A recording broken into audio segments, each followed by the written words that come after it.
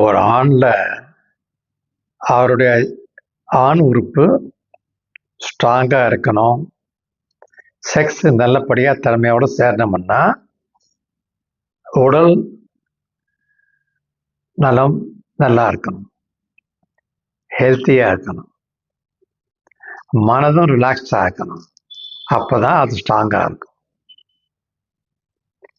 வயசு ஆக ஆக என்ன ஆகுதுன்னா, உடம்புல இருக்கிற ரத்த குழாய் இருக்கு இல்லையா, அது கொஞ்சம் திக்காயிடும். ஸோ அதனால ஒவ்வொரு அவயவத்துக்கும் ரத்த ஓட்டம் கொஞ்சம் கம்மியாகும். இது மாதிரி 65 வயசுல ரத்த ஓட்டம் கம்மியாகிறதுக்கு வாய்ப்பு இருக்கு. இப்போ 16-20 வயசு இருக்கிற தெம்பு, உடல் ஸ்ட்ரென்த்து 65 இருக்காது இல்லையா, அதே மாதிரி தான் இங்கேயும். இன்னொன்று, 65 வயசு ஆயிருக்கிறதுனால ஆண் ஹார்மோன் டெஸ்டோஸ்டெரான் அளவு குறையிறதுக்கு வாய்ப்புகள் இருக்கு. இதுக்கு பேர் தான் மேல் மெனோபாஸ் அல்லது ஆண்ட்ரோபாஸ்ன்னு சொல்லுவாங்க மருத்துவ ரீதியாக. அந்த ஆண் ஹார்மோன் லெவல் கம்மியாகனா இவர் சொன்ன மாதிரி ஆர்வமும் கொஞ்சம் கம்மியாகும், பிறப்புத்தன்மை கோளாறும் இருக்கும். இன்னொன்று, செக்ஸில் ஈடுபட்டாலும் விந்துடைய கரிதம் உடனே வராது, ரொம்ப தாமதமாகும்.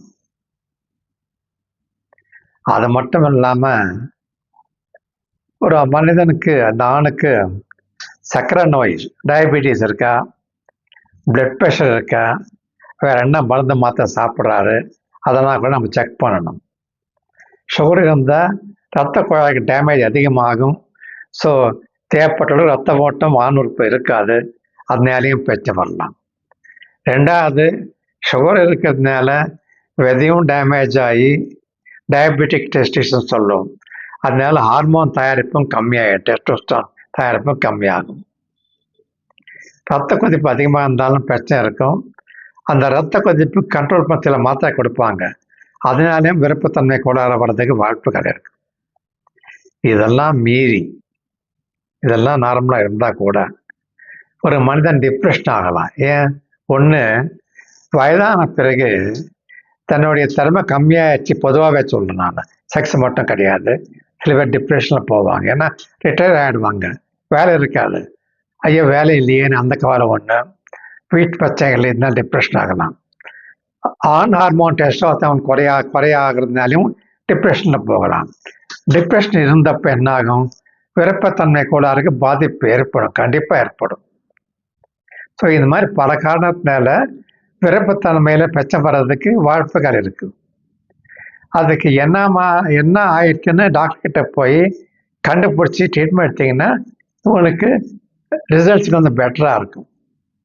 இப்போ நவீன காலத்தில் வயக்ரா போகிற மாத்திரைகள் இருக்குது. உங்களுக்கு கான்ட்ராஇண்டிகேஷன் இல்லை, நீங்கள் சாப்பிட்லாம் அப்படின்னு டாக்டர் நினச்சாருங்கன்னா உங்களுக்கு அந்த வயக்ரா போன்ற மாத்திரைகள் கொடுப்பாங்க. அதாவது நாங்கள் பொதுவாக PDE5 இனிபிட்டர்னு சொல்லுவோம், பாஸ்போடைஎஸ்டேட் டைப் 5 இனிபிட்டர். இதில் வயக்ரா தான் சில்டனாஃபில் சிட்ரேட், டெடராஃபில், வர்தனாஃபில், அவனாஃபில், யோட்னாஃபில் போன்ற மாத்திரைகள் இருக்குது. இந்த மாதிரி மாத்திரைகளில் ஏதோ ஒரு மாத்திரை கொடுத்து விருப்பத்தன்மை வர்றதுக்கும் ஸ்ட்ராங்காகிறதுக்கும் நீடிக்கிறதுக்கும் உதவி செய்யும். ஆனால் இது எல்லாரும் சாப்பிடக்கூடாது, சில கண்டிஷன் இருக்கிற மக்கள் சாப்பிடக்கூடாது. அது உங்கள் டாக்டர் பரீட்சை பண்ணி சொல்லுவார், நீங்கள் சாப்பிடலாமா வேணாமான்ட்டு. அதனால் நீங்கள் கவலைப்பட வேணாம். முதல்ல நீ உடம்பு செய்ய வேண்டிய என்னன்னா, உங்கள் டாக்டரை கன்சல்ட் பண்ணி உங்கள் பிரச்சனை எடுத்து சொல்லுங்கள். அவர் உங்கள் உடம்பு ரீதியான டெஸ்ட்டு, மன ரீதியான டெஸ்ட்லாம் பண்ணி காரணம் கண்டுபிடிச்சி தக்க ட்ரீட்மெண்ட் கொடுப்பாங்க. தைரியமாக இருங்க.